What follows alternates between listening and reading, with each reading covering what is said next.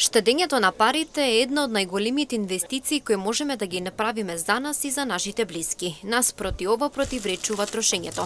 Анкетираните граѓани земне телевизија велат дека повеќе трошат отколку што штедат. Тоа е така затоа што и цените се високи, а примањата пак не се доволни. И повеќе трошат на храна, пијалоци и сметки, па затоа не им останува многу за штедење.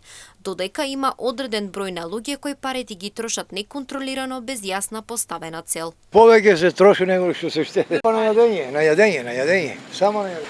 Повеќе се троше, а се скапо, храната скапо. Платите знаеш како е тука.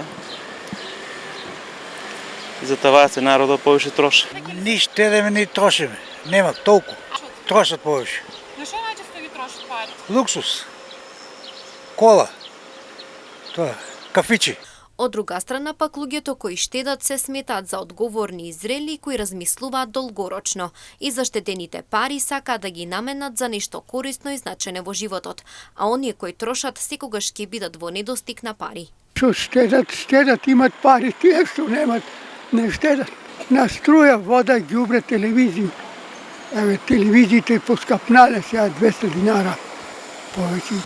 Важно е да се знае дека не постои вистински момент кога да се започне со штедење затоа што паралелно со примањата растат и потрошувачките желби. Најдобро е кога ќе се постави баланс и умереност, бидејќи овие особени овозможуваат да уживаме во сегашноста, додека полека се подготвуваме за уживање во иднината.